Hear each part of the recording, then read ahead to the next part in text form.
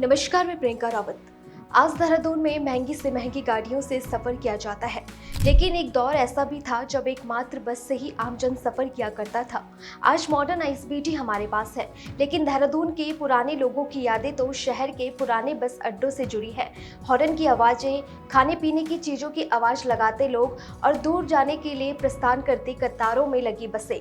आज भी बसें इसी तरह जाती है, लेकिन गुजरे वक्त के साथ भला अपने पुराने दिन कहाँ भूले जाते हैं, लेकिन जो यादें हैं वो आज भी लोगों के जहन में जिंदा है। देखिए उनका क्या कहना है। जो पुराना बस अड्डा था, द्रोण होटल है, उसके बगल में हुआ करता था, जिसको आज आईएसबीटी चला गया है हरिद्वार बाईपास पर। उस समय का दौर और था, गाड़ियाँ होती थी एम्बेसडर, सबसे ज़्यादा एम्बेसडर ही चला करती थी। और उत्तराखंड जब बना नहीं था तो यूपी हुआ करता था, तब काम अच्छा था, बहुत अच्छा था। उसमें क्या होता था, 2 स्टेट नहीं थे। अब तब वहाँ से सहारनपुर के लिए गाड़ी निकलती थी, ऋषिकेश जाती थी, हरिद्वार जाती थी, लेकिन सहारनपुर सबसे ज़्यादा जाया करती थी। सहारनपुर क्योंकि अलग स्टेट बनने के कारण, अलग स्टेट में जाने के कारण अब हमें टैक्स देना पड़ता है। और पहले 5 सीटर गाड़ियाँ हुआ करती थी, तो उसमें जो हम सवारी को ले जाते थे, पर सवारी के हिसाब से भी ले जाते थे, उसमें हमें फ़ायदा होता था। आज अगर हम उसी रूट को लेके चलें कि हम सहारनपुर जाना चाहें तो हम नहीं जा सकते, क्योंकि हमें अदर स्टेट का टैक्स देना पड़ता है। ड्राइवर का जो टीए है वो बढ़ गया है, तो हर चीज़ बढ़ी है। तो पहले का दौर और अब के दौर में बहुत फ़र्क है। पहले अच्छा था, अब उतना अच्छा नहीं। पहले जब हमारा बस अड्डा यहाँ देहरादून के सेंटर में था, उस समय नेशनल रूटों पे केवल रोडवेज बसें चला करती थी और कोई बस नहीं चलती थी। डग्गामारी नहीं थी और हम हमेशा, हमारी बसें प्रॉफिट में चलती थी।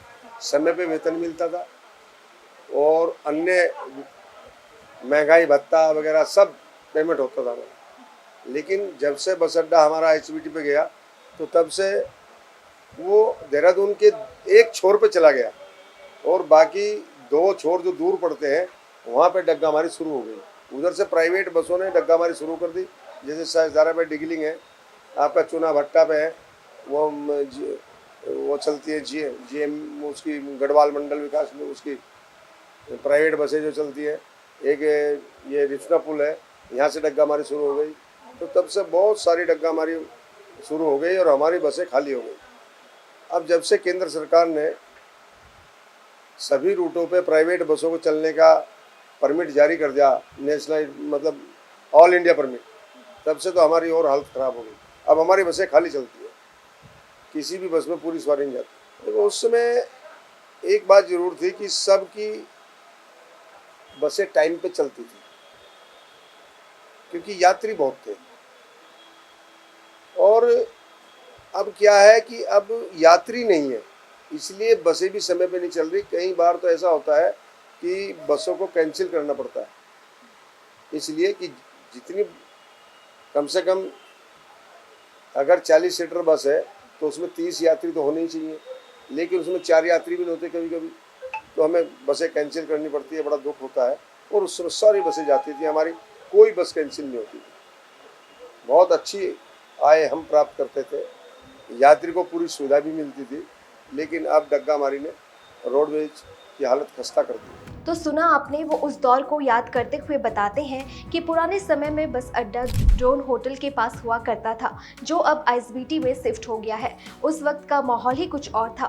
सड़क पर ज़्यादातर एम्बेसडर गाड़ियाँ दिखती थी। जब उत्तराखंड नहीं बना था और ये इलाका यूपी में था, तब रोडवेज का कामकाज भी बेहतर हुआ करता था। उन्होंने कहा कि उस दौर में बसें समय पर चला करती थी, क्योंकि यात्रियों की संख्या भी ज़्यादा होती थी। लेकिन आज यात्रियों की कमी के कारण न केवल बसें समय पर नहीं चलती, बल्कि कई बार तो बसें रद्द भी करनी पड़ती है। पहले यात्रियों को बेहतर सुविधाएं मिलती थी, मगर अब हालात बिगड़ गए हैं। डग्गामारी सिस्टम ने रोडवेज की हालत और ज्यादा खस्ता कर दी है। देहरादून का पुराना बस अड्डा अब सिर्फ तस्वीरों और यादों में रह गया है। नई पहचान तो इस जगह को मिल गई है, लेकिन पुराने शहरवासी आज भी इस दौर को याद करते हैं, जब इस जगह की रफ्तार थमती नहीं थी।